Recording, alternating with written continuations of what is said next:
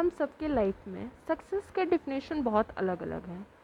किसी के लिए सक्सेस का मतलब होता है अपने बिजनेस को बढ़ाना, किसी के लिए सक्सेस का मतलब होता है एक कॉम्पिटिटिव एग्ज़ाम को पास करना, और किसी के लिए सक्सेस का मतलब होता है सिविल सर्वेंट बनना।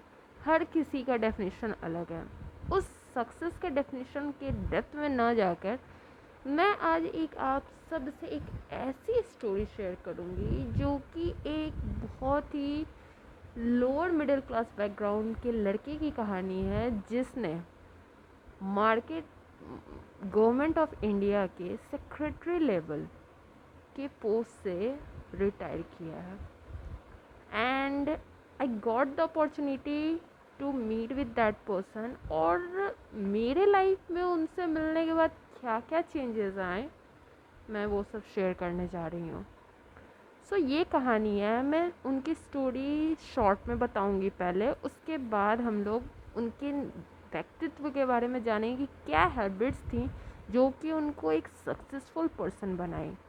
सो success is different, but for me मैंने जो उनसे सीखा और मैं आप सबसे शेयर करना चाहूँगी, जो कि हम लोग बहुत ही अंडररेटेड थिंग सोचते हैं। हमारे जनरेशन के लोग इन चीज़ों को सोचते हैं कि यार बहुत बड़ी चीज़ नहीं है, it's not a big thing, but I found that's played a very significant role in every person success. So ये स्टोरी है एक ऐसे लड़के की जिसने एक छोटे से टाउन में रहकर अपनी पढ़ाई स्कूलिंग कंप्लीट की। पढ़ने में बहुत अच्छे इंसान थे, बहुत अच्छे थे, वो आउटस्टैंडिंग स्टूडेंट्स थे। इसीलिए टीचर्स की हेल्प से उन्होंने अच्छा स्कोर करके डिस्ट्रिक्ट लेवल पे एक अच्छी सी यूनिवर्सिटी में एडमिशन ले लिया। बट उनकी स्टोरी थोड़ी सी ट्रेजिक है, क्योंकि he lost his father while he was in teenagers. Almost 12-13 के होंगे जब उन्होंने अपने फादर को लॉस कर दिया। उनके उनके साथ उनकी एक विडो माँ और 3 छोटी बहनें थी। ये कहानी उस पर्सन की है, और उनके ऊपर बचपन से बहुत ज़्यादा रिस्पॉन्सिबिलिटी थी, जो मैंने देखा कि उनके ऊपर रिस्पॉन्सिबिलिटी थी, जो मैंने एक्सपीरियंस किया, और वो मेरे एक रिलेटिव है इसलिए मैं बता रही हूँ।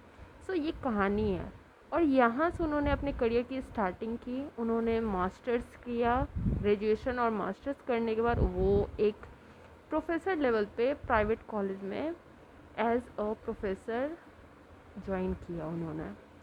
उसके बाद उन्होंने लॉ की डिग्री ली, क्योंकि उन्हें पता चला कि यार लॉ करने से अच्छा होता, तो उन्होंने लॉ भी किया। कुछ दिन प्रैक्टिस करने के बाद उन्हें पता चला कि गवर्नमेंट ऑफ इंडिया का के अंडर में as a officer level select होने का चांस आया है, और उन्होंने दिया एग्ज़ाम और वो सिलेक्ट हो गया। ये तो एक सिंपल सी कहानी हो गई, but if you are not belong to that background और आपको सेक्रेटरी लेवल तक पहुंचना बहुत मुश्किल है। बट मुझे जब मौका मिला था, मैंने उनके साथ कुछ समय बिताया, और I found few things which is very common inside him, और हमें लगता है कि यार it's not a great thing, ये कोई बड़ी बात नहीं है हमारे हैबिट्स में। और कुछ ऐसे हैबिट्स जो कि उन्हें सक्सेसफुल बनाई, और वो थिंग थी कंसिस्टेंसी। मैंने पाया कि उस इंसान के अंदर कंसिस्टेंसी कूट कूट के भरा था। वो इंसान किसी चीज़ को टालता नहीं था कि यार आज मन नहीं कर रहा है, कल कर लेंगे। मैं देखती थी कि अगर उनका थके हुए भी है ना, तो वो उस काम को अगर करना है तो रात को जल्दी सो जाएंगे, सुबह उठ के वो काम करेंगे, बट करेंगे।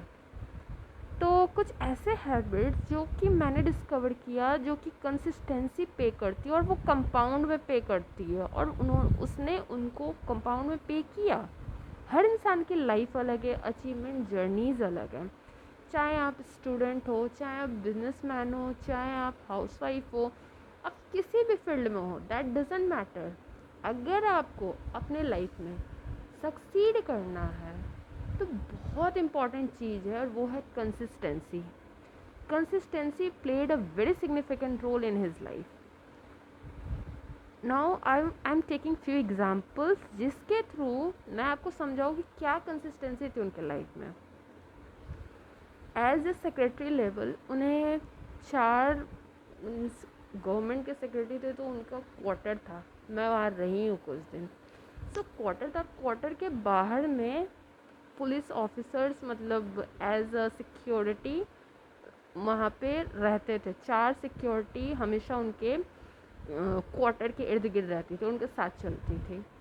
तो होता क्या है कि मैं पूछी उनसे कि आपको नहीं लगता है कि आपको लाइफ को एंजॉय मतलब आप काम करते हैं। उनके ऑफिस भी मैं गई, ऑफिस में मैंने देखा बंडल्स ऑफ फाइल्स पड़े हुए थे और consistently the person is doing reading the things and doing the science because he is secretary. So मुझे मौका मिला था तो मैं गई थी, देखी थी। मैंने पाया वो इंसान अपना work depth of his heart करता था, डेप्थ के साथ हर चीज़ को बारीकी से पढ़ना, बारीकी से समझना। इवन मैंने देखा है कि वो टाइम से पहले अपने ऑफिस में पहुंच जाते थे और ऑन द टाइम वो वापस भी आते थे। जब एक चीज़ जो मैंने नोटिस की and that is his consistency, Sunday के दिन तो हर किसी को फ्री चाहिए होता है, हर किसी को, चाहे हम सब लोग को फ्री चाहते हैं कि यार कुछ समय जो डेली टाइम टेबल से हट के थोड़ा करें। तो मैंने देखा वो संडे को भी कुछ फाइल्स लेके आते थे। ऑफिस तो नहीं जाते थे बट संडे को छुट्टी रहती थी तो वो कुछ फाइल्स घड़ी पे लेके आते थे और वो काम करते थे। मैंने पूछा आपको नहीं लगता है कि आप संडे को कुछ एक्स्ट्रा एक्टिविटी कीजिए, एंजॉय कीजिए, फ़न कीजिए। उन्होंने कहा कि your job is your work और अपने काम को इतने अच्छे से करो कि उसको फिर दोबारा करना ना पड़े, इतने शिद्दत से और इतने अच्छे से करो। मैंने देखा कि उनको कंसिस्टेंसी बाय बर्थ मिली थी या उन्होंने हैबिट बनाई थी, आई डोंट नो, बट उनको अपने वर्क में कंसिस्टेंसी मैंने हमेशा देखा, वो करते रहते थे। सेकेंड थिंग उनकी जो कंसिस्टेंसी को शो करती है that is his morning to night schedule. Morning में वो 5 बजे उठते थे और डेली उठते थे, ऐसा नहीं कि संडे है, वीकेंड है, आज तो 9 बजे तक सोना है। हमारे जनरेशन में ये चल रहा है बट आई फील उनके जनरेशन में था कि नहीं था, बट मैंने उनको देखा है कि संडे, मंडे, ट्यूसडे कोई भी दिन हो 5 बजे उठना है। और वो फिक्स टाइम, मैं ये नहीं कह रही कि आप 5 बजे उठोगे तभी आप सक्सेसफुल होगे, नो। मैं ये कह रही हूँ कि एक फ़िक्स टाइम टेबल, मैं कह रही हूँ आप 7 ही बजे उठो बट वो फिक्स होना चाहिए कि हर दिन उठना है। ये नहीं कि आज 7 बजे उठ रहे हैं, कल 8 बजे उठ रहे हैं, परसों 9 बजे उठ रहे हैं, कोई फिक्स टाइम टेबल ही नहीं है। और हर दिन वो लगभग 10:30 बजे सो जाते थे। मॉर्निंग और नाइट का स्केड्यूल उनका एकदम फिक्स था, चाहे कुछ भी हो, ये टाइम टेबल एकदम फिक्स है, दैट विल नॉट चेंज। तो ये जो मैंने जब उनसे पूछा कि ऐसा क्यों है कि आपका टाइम टेबल इतना फिक्स और इतना मतलब स्ट्रिक्ट है, आपको नहीं लगता बहुत ज़्यादा डिसिप्लिन है इसमें? उन्होंने पता है क्या रिप्लाई दिया? उन्होंने बहुत अच्छा रिप्लाई दिया, दैट इज़ कि अगर तुम अपने नींद को, हमारी साइकोलॉजी, हमारा माइंड जो है वो तभी काम कर सकता है विथ 100% फोकस जब उसको प्रॉपर स्लीप मिली हो। और जब आप 7 घंटे की नींद प्रॉपर लेते हैं ना, आप अपने आउटपुट को इफ़ेक्टिव और 20% इंक्रीज़ कर सकते हैं। जो इंसान 5 घंटे से कम सोता है उसकी एफिशिएंसी घट जाती है, उन्होंने मुझे ये बताया और इट्स साइंटिफिक। जब मैंने भी रिसर्च किया तो मुझे पता चला कि स्लीप मैटर्स, आपकी नींद बहुत मैटर करती है आपके सक्सेस में। सो प्रॉपर नींद, सो ये भी कंसिस्टेंसी का ही पार्ट है।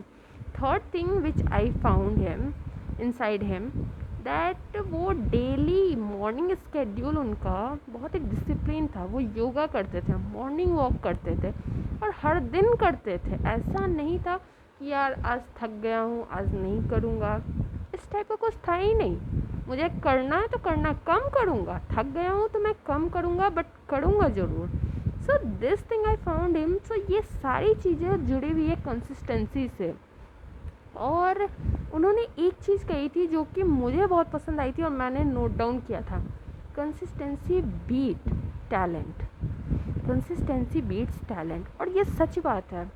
अगर आप में कंसिस्टेंसी है, आप थोड़ा कम भी जानते हो, थोड़ा कम भी समझते हो, टैलेंटेड नहीं हो, तब भी आप ग्रो कर सकते हो अगर आप में कंसिस्टेंसी है।